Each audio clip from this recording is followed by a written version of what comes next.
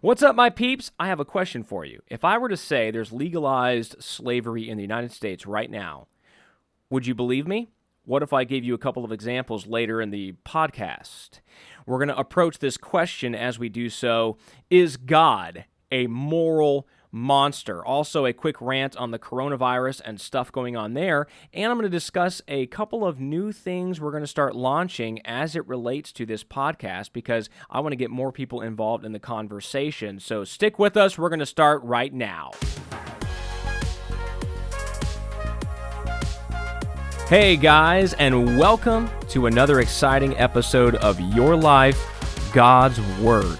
Thanks for joining this time of relevant conversation and scriptural application, where we apply God's Word to the most important areas of life: God, family, and community. We pray this broadcast inspires, encourages, challenges, and blesses you in every way. So without further ado, let's dive right in to this week's episode. So the first thing that I want to go over here is my little rant about the whole everything going on with this coronavirus. Look, folks, on one hand, like I've seen some of the memes and I've joked around a little bit myself. There's something about comedy that helps people to cope, right? We can let's keep it at that. That's fine. But at the same time, we do have to make sure we understand that as this thing develops, there are people that are dying, and it is much more serious in other parts of the world. And so we shouldn't make just completely light of it, but at the same time, I am completely upset with the fact that we can't just get straight answers. There is so much politicking that goes on. On one side, I mean, people are just salivating, dripping with saliva, just waiting for Donald Trump to trip up. Oh, this could be Trump's Katrina.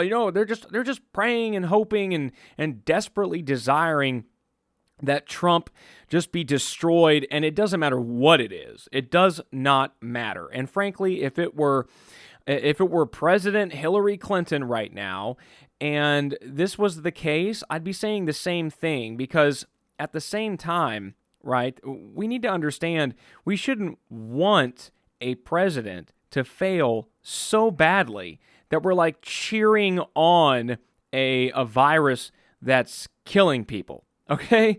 And on the other side, of course, right, it seems, I mean, with the stats and things coming out, and then on the other side, it's kind of like, oh, this is no big deal, nothing to see here. Let's eat popcorn, watch movies, and go to a ball game.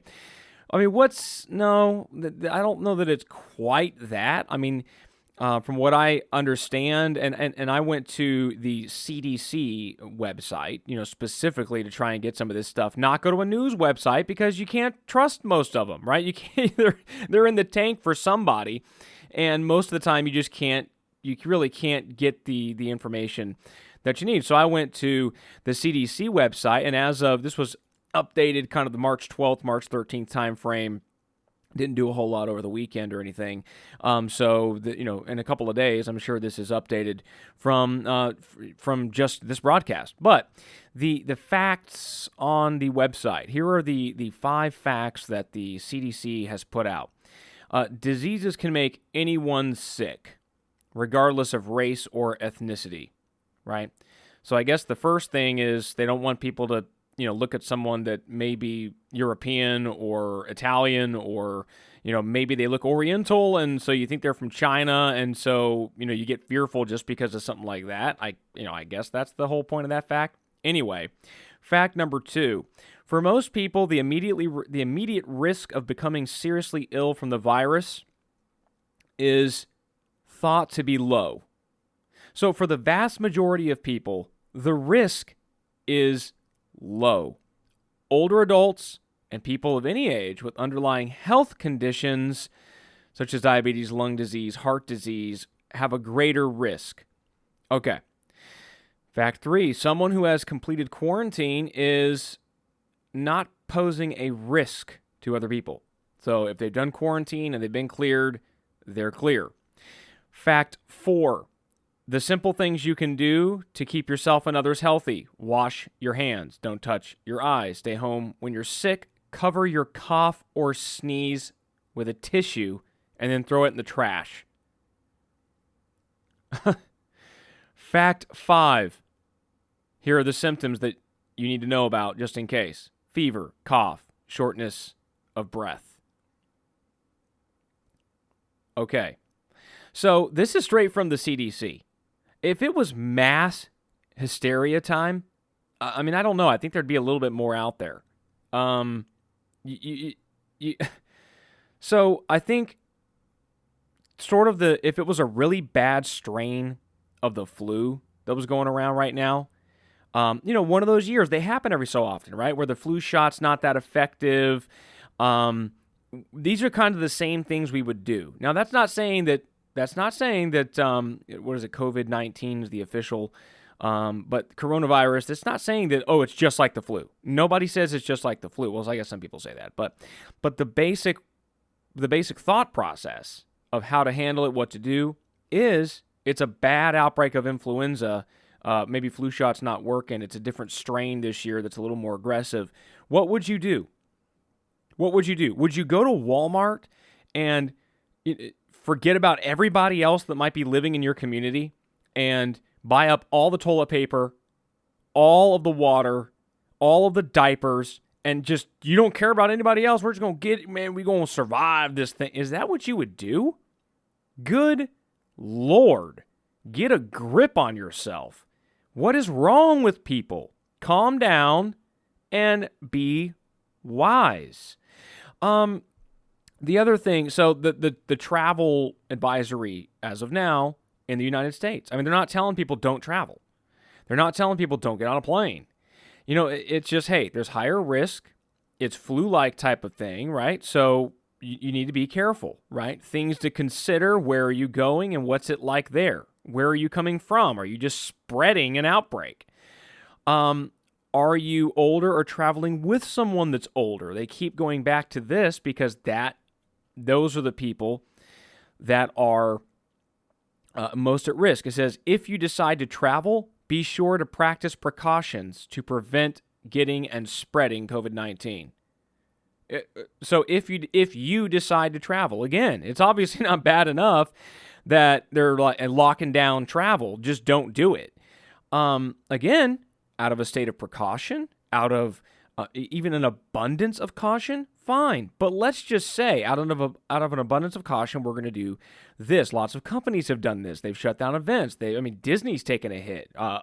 When Disney shuts down their parks, they're serious about trying to be cautious, which is a good thing. I think caution's good. I think 1,700 pounds of dried foods in the closet probably is not.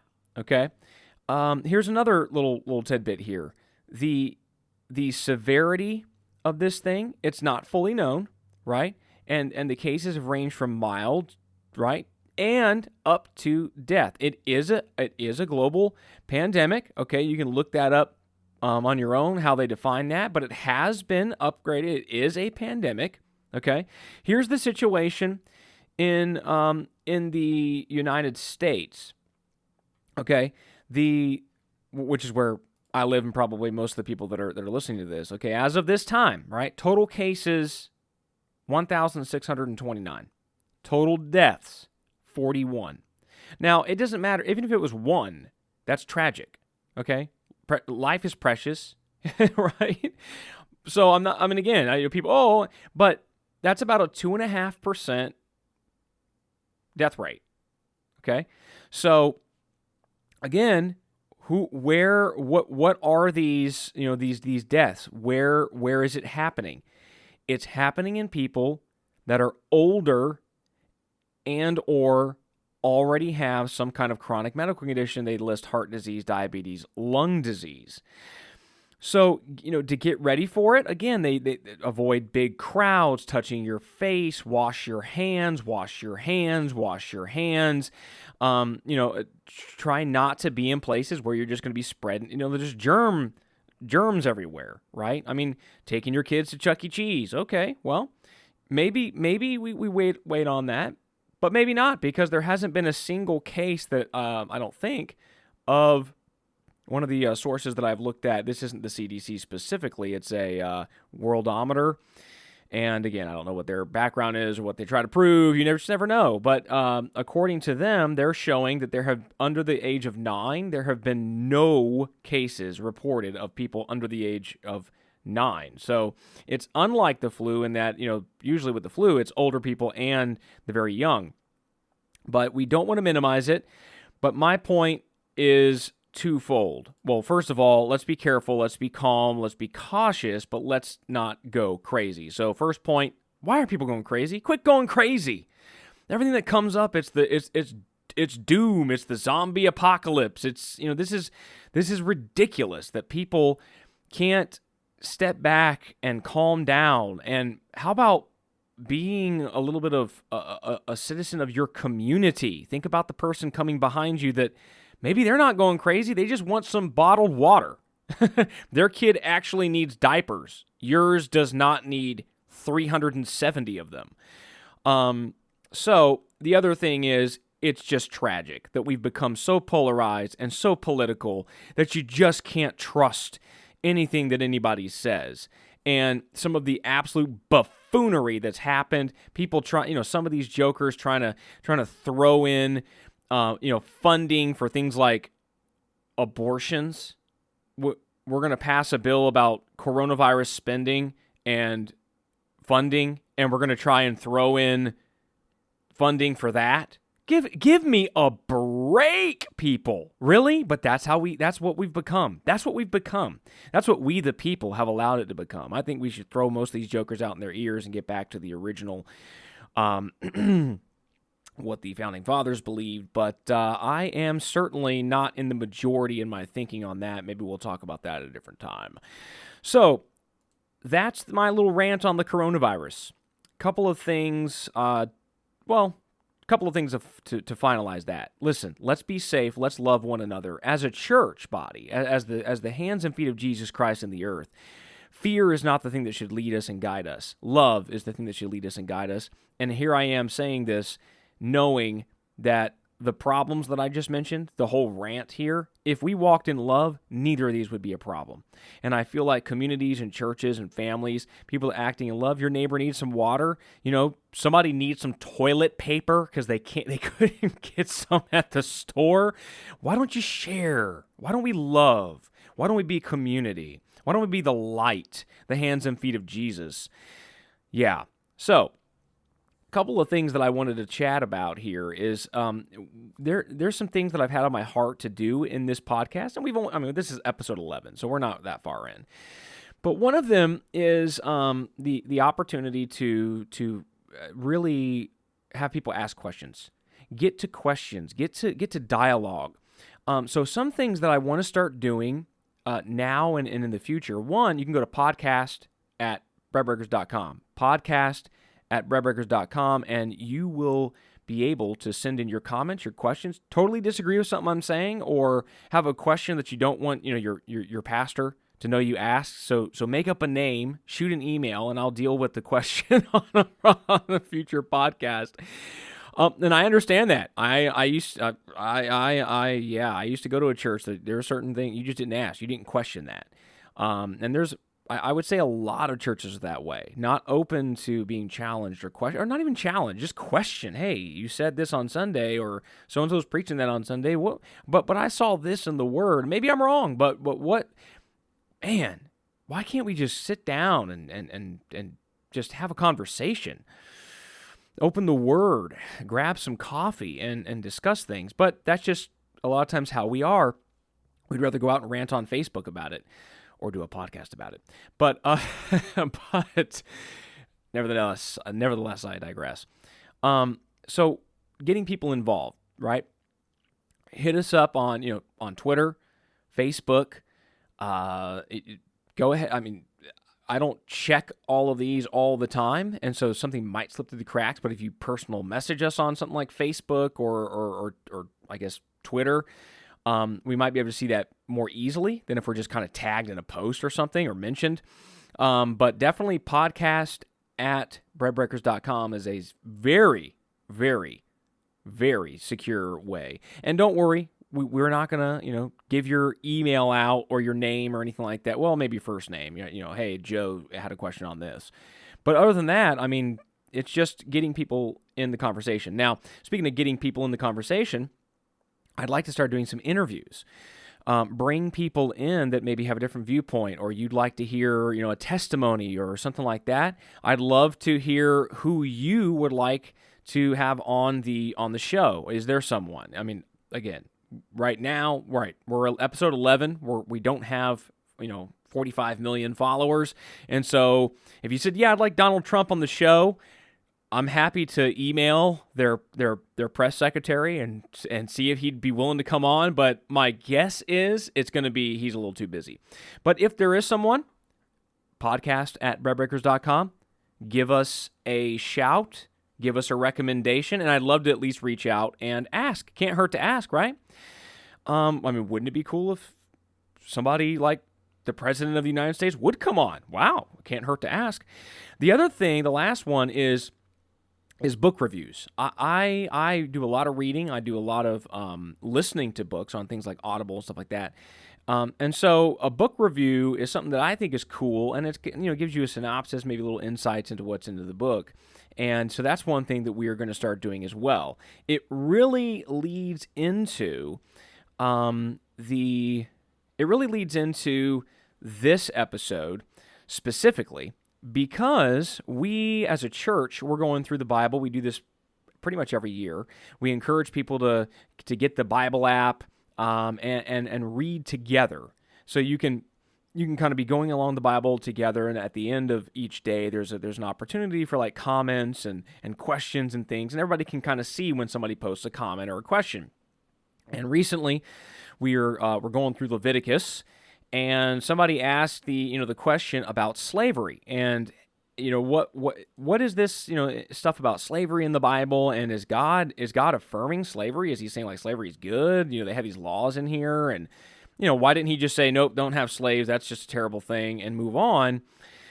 And I said, there is no way I'm going to be able to answer this in we're limited to like 80 characters or something like that. I'm like, there's no way that's going to happen in this little comment area in our app. However, why don't I talk about this on the podcast? So I said, I'll treat this as a question on the podcast and go through it, because there is a fantastic book. It's called "Is God a Moral Monster? Making Sense of the Old Testament God." This is by Paul Copan. He writes about not just this topic, but several different things, because a lot of people have this attitude about the Old Testament, that God is just this evil, horrible ogre. And as an aside, or as an additional little tidbit to go along with that, from my personal experience, I had a professor at college, in one of my humanities classes, to be precise. One day he made a comment about the Bible, and this was like, I don't know, over 20 years ago, I think, and so I may not remember the comment word for word, but it stuck with me. And it is very relevant to this conversation. He said something to the effect of, oh, well, the Bible, it's broken into the two different testaments and stuff, and God is just so different in each one. I mean, you got the Christian God of the New Testament, which is more loving and all that, and then he said, and then you have the God of the Old Testament. He's like this robotic, cold, mechanical tyrant type of thing. And I'm sitting there, I mean, I don't know, I was probably 17 or so, and I'm thinking to myself, like, huh? I mean, okay. I mean, I can definitely see how someone who's never actually read the Bible puts that together, or truly just from an objective standpoint, just reads through it. I mean, if you're reading headlines or just following some atheist YouTube channel, you're not going to get an honest assessment. You're not going to get somebody that's really read through it, really considered what the Bible has to say about itself. You're going to get, tweetable, little one sentence two-sentence little blurbs, most of the time they don't actually make sense. So this is a whole book, and he devotes several chapters in this book to the question of, is there warrant for trafficking in humans as farm equipment in this book? And so I'm going to do not a full book review, but go into some of these questions with regard to this. Now, before I do, I have a question. Did you read about the woman here in the U.S. who was taken from her home, separated from her children, locked away for years, and forced to work for, it was like 14, 15, 16 cents an hour. And finally, the state actually released her, reunited her with her family. Did you hear about this? Now, I mean, would you consider that like kind of modern day slavery? Right? I mean, think about it. She gets ripped out of her home, away from her kids, and for years she's forced to work at this, pennies an hour. And it was legal. This is not like, 150 years ago. It was totally legal. Okay? So think about that for a minute while we talk about this stuff in the Old Testament, and we go through this book that really has a lot to say about it. So the verse or chapter specifically in question, as we were going through these scriptures, is Leviticus chapter 25. So I'm just going to read one verse in there, verse 7. It says, "However," this is in the CEV, "however, you and your slaves and your hired workers, as well as any domestic or wild animals, may eat whatever grows on its own." So it talks about slaves, and doesn't just say, "Oh my goodness, it's horrific, it's terrible, slavery. What are you thinking?"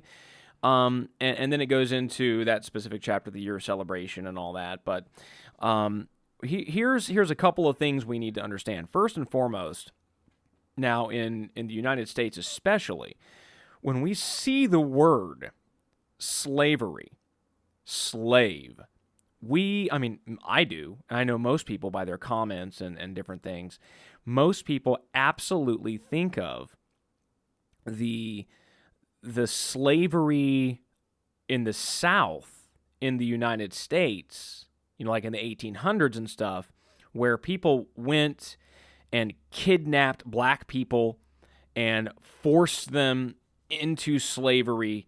They could beat them. They were treated as property completely. They could beat them, kill them, rape them, split up their families. This was a horrible stain on the country. And I've read and seen, and I may have actually talked about this a little bit one of the previous podcasts, I believe, that Abraham Lincoln looked at this and looked at the Civil War and considered it a possibility that the Civil War was actually God's judgment on the United States for this evil. And so people definitely throughout the ages, even back when it was happening, absolutely saw that this is against God. This is against anything that the Christian mindset or concept could ever allow. And many believe that it was God's judgment that brought some of the acts like the Civil War, and for the most part, okay, it was Christian people putting their necks on the line to free the slaves. Okay, so again, it wasn't the great American abolitional atheists. I don't know if that's even a word, abolitional, but I made it up just now if it's not. It wasn't. Okay? It wasn't socialists of America, we're going to unite and free the slaves. It was Christian people who were like, this is garbage. We cannot treat human beings this way. They are made in the image of God. God loves them. They are to be treated with respect, honor, and dignity. And so, of course, when we see the word slavery in the Bible, we look at that and go, oh my goodness, how is this even possible? However, most of us were not around in, say, the early 1900s when there was a thing called indentured service or indentured servitude. And what this was it was slavery. It was you could definitely you can say, yes, it was slavery. It was a type of slavery where people would basically sell themselves as laborers to pay off debt because they didn't have the kind of banking system we have right now. They didn't have Visa in 1885, just in case you didn't know. Okay, they did not have any old person could run down to the bank and take out a loan, do an application inside of 15 minutes, and yeah, here's a $1,000 credit line for you. And so many of the people who came, to America, for instance, from different colonies and stuff, actually the way they paid their way was they said, "Hey, you let me on your ship. There's some food, there's water, there's shelter, and when we get over there, I will, work for you, live in your household or whatever, and just work. And after a year, 18 months, whatever it is, my debt will be paid." Now he being Paul Copan, I think I'm pronouncing that right, Copan or probably Copan. Has a quote in here in his book. This is page 125. 1/2 to 2/3 of white immigrants to Britain's colonies were indentured servants. So it was a good chunk. And I actually looked it up, and it was not until like the early 1900s or so that indentured servitude kind of, dissipated even in our country. So it's not like this was, way back in the dark ages. This stuff was right up until the early 1900s, the early 20th century. And in this book, same page, it says, calling him a master is often way too strong a term, just as the term abed, servant, or employee typically shouldn't be translated as slave.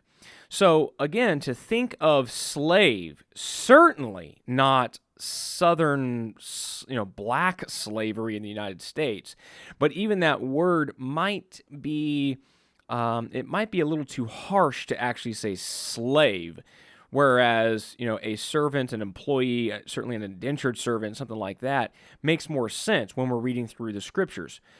So we have to also think of the culture at the time. Right? The culture at the time did not have a mechanism. They didn't have welfare. They didn't have a mechanism to help people, right? We're not talking the United States. We're not talking some kind of developed country. We are talking the time of, right? We're talking the time of the Bible. This is couple thousand years ago, folks. And so they didn't have governmental programs that, helped a mother and kids when the father dies in a car accident and there was no insurance or it wasn't enough to cover what they needed. So think about that, right? There were no public charity. There was no church. There was no Red Cross. The Salvation Army didn't get its start just quite yet. And so what was the mechanism to help people, right? If, let's say, family couldn't step in or wouldn't step in or whatever, the mechanism, the worst case scenario was, well, what do you have? I have nothing. Well, you have yourself. And so come on over. I will give you shelter. I will give you food. I will give you clothing. I'll take care of the kids and your family, and you work for me, right? You work the fields. Right? This was called, again, in the Bible, it's called slavery. But this is a far cry right? From going out and ripping somebody out of their home, forcing them into servitude, and then treating them like a a hammer, right? To be discarded and used and whatever. Now, this is not just the people of Israel, right? This is all the societies around them at that time. Even, people hold up certain societies in Mesopotamia and different places as, oh, look at these laws and rules they had, the Code of Hammurabi. Or is it Hammurabi? Maybe I should have looked that up before I did this podcast. However, you can look it up yourself, right? People hold that up as, oh, well, this was such a great. Well, actually, no. The scriptures, when it comes to God laying down laws and rules for this stuff, it was very ahead of its day. Very ahead of its day. And actually, experientially, I'll just read this. I'll read this directly. Contrary to the critics, this servanthood wasn't much different experientially from paid employment in a cash economy like ours, also on page 125 of the book. I mean, a lot of people who go to work every day feel like slaves. I mean, you got debt, you got a car, you got a house, you didn't pay in cash, you're up to your eyeballs in debt, and you'll lose everything if you don't go in and get that paycheck, right? Now, there are better examples, I think. Think of the analogy that Copan uses is that of a sports player, right? Getting traded across teams. Now, think about somebody 500 years in the future, and let's say sports doesn't work this way anymore, and they're reading about in the United States 500 years ago, there were these teams that had owners, and they were trading people back and forth, like trading cards. Of course, they'll have trading cards 500 years in the future, right? Like, this is disgusting. I can't believe these people. Well, I mean, that's not slavery. These people are getting paid millions and millions of dollars, but, the team, quote unquote, owns them, right? Now, that may be a light analogy. I'll get into some of my own in a few minutes here. But the deal was that God was sitting down laws to protect people that may get into this kind of situation. You can't just treat them like property. You can't just treat them like, chattel. You are not allowed to do this. Now on page 131, he actually gets into the Code of Hammurabi and says that the death penalty was handed out to people who helped slaves run away. Okay? But the Mosaic Law has no such penalty. In fact, we know that there's a death penalty for people who kidnap others. Exodus 21:16 actually lays it out that if someone kidnaps another person and that person is found in their possession, right? They're to be put to death for kidnapping. So all of the slave traders who went over to Africa, right, and bartered with Africans, right, who had rounded up some of their own people or people over in the village across the way or whatever, had a tribal war, and now they got a bunch of POWs, so they sell them to this slave trader over here. Those people would have been put to death for conducting that business under the Old Testament. So it was nothing like the slavery of the South. And so when we think in terms of indentured service, when we think of something like, hey, I am poor, I am going to starve, my children are going to die, there's no such thing as, a public charity, I have no way to provide for my family, well, I think that paints a whole different picture than what we might be used to when we think of the word slavery.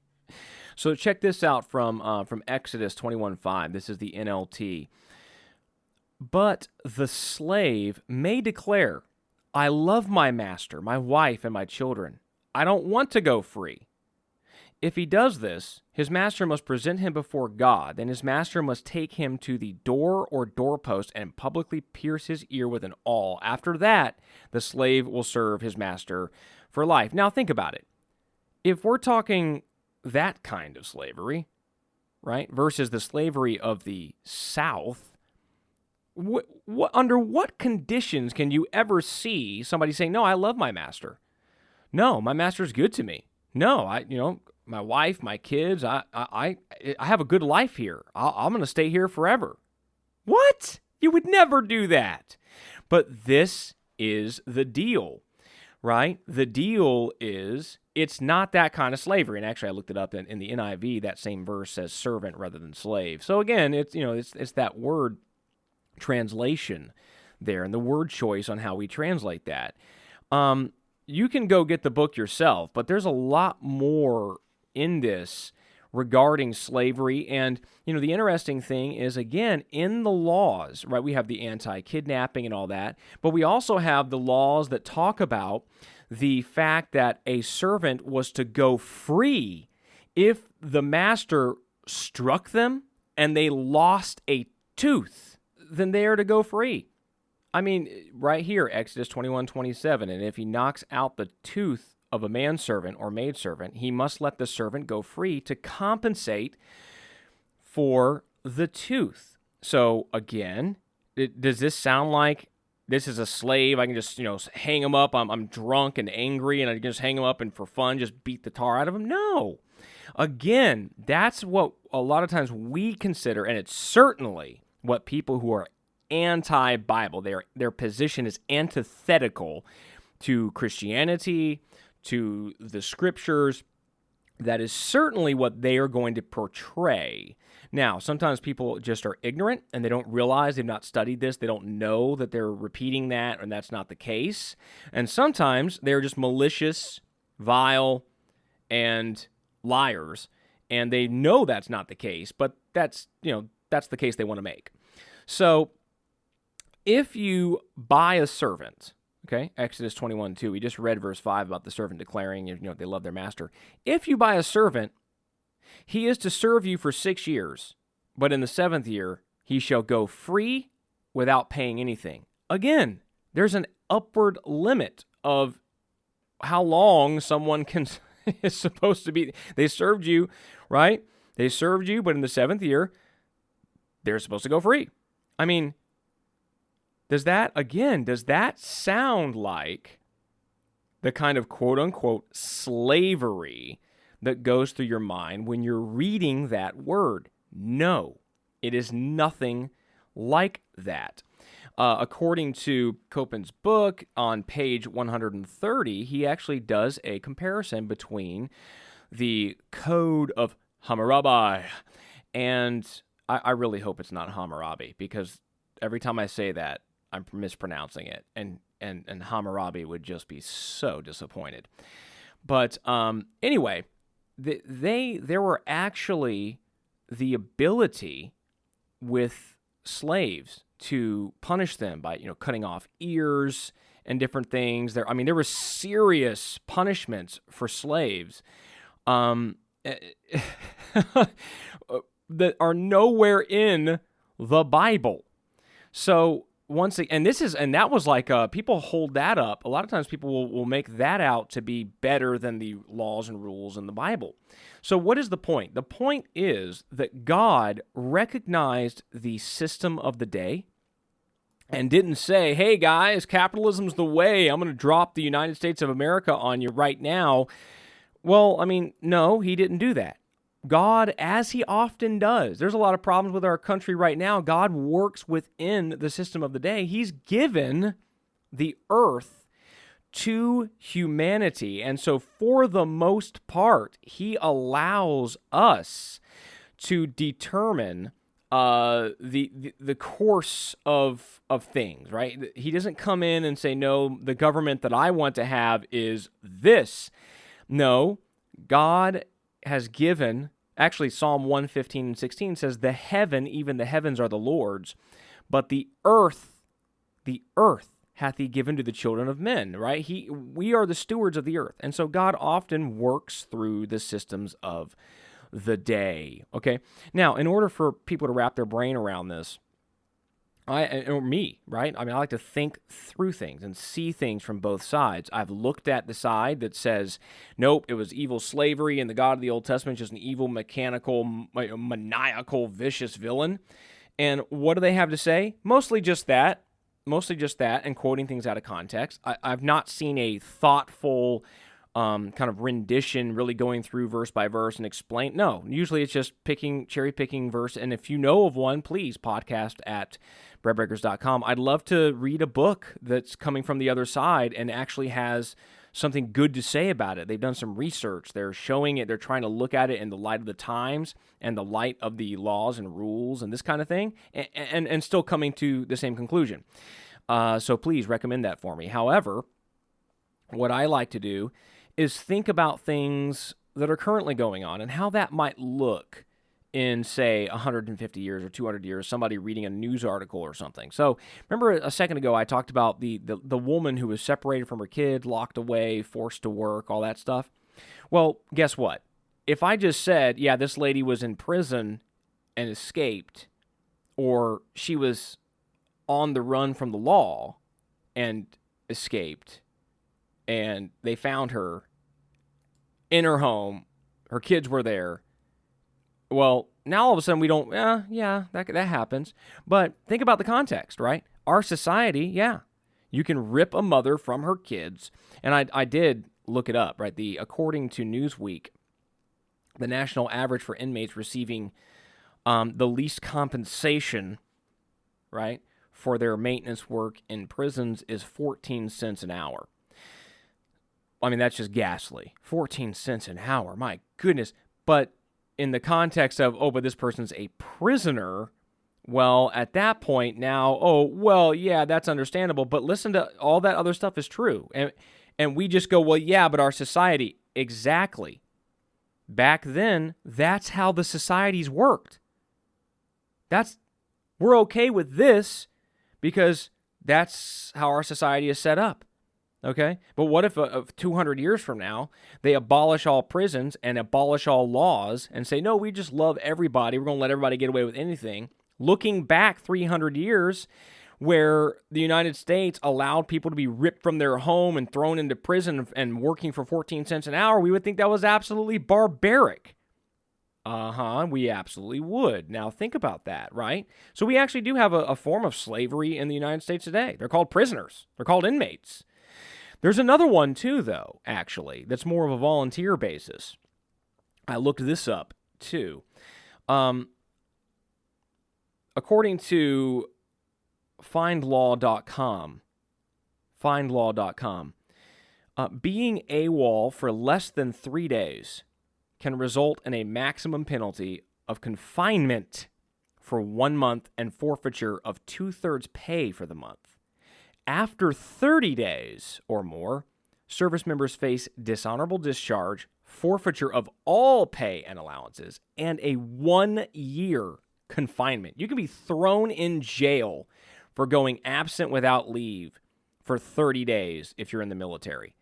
So people willingly go and sign up to be a member of the military, and God bless them. Thank you if you've served in the military. God bless you. Thank you for your contributions to our freedom that most of us just hold in contempt. We just think about it like, it just kind of happens. No, people actually lay their lives on the line. So I could be doing something like this right here to give it a podcast in freedom. However, signing up into the military actually, you lose a lot of your freedoms. There's a lot of stuff that you now cannot do. There are a lot of things you submit to willingly, might I add, that the average person in the society, actually, they're not held to. They don't have those. So again, what am I saying? Am I saying that the military or prison system is exactly like the Old Testament example of of indentured service or whatever? No, absolutely not. What I'm saying is context matters. And I hope I've made my point. If not, podcast@breadbreakers.com. Just say, hey, could you elaborate on, and fill in the blank there, and I'll do my best to do so. However, I think this about wraps it up. I love you guys. God bless you. Stay safe out there. Please stay safe. Be smart. Do the things that you need to do. This coronavirus stuff, look, it is relatively serious. And so even here in the United States, and we should be cautious, be cognizant of others, and stay safe. When it comes to these questions with, is God a moral monster? Well, the answer is no. Because the evidence brings to bear that that is not the case. If you would like to comment and let me know how I'm wrong, feel free. podcast@breadbreakers.com. I love you guys. God bless you. Thanks for listening to this podcast. I hope it's helped you. Stay safe, stay in Christ, and stay locked and loaded right here. We'll catch you on the next episode.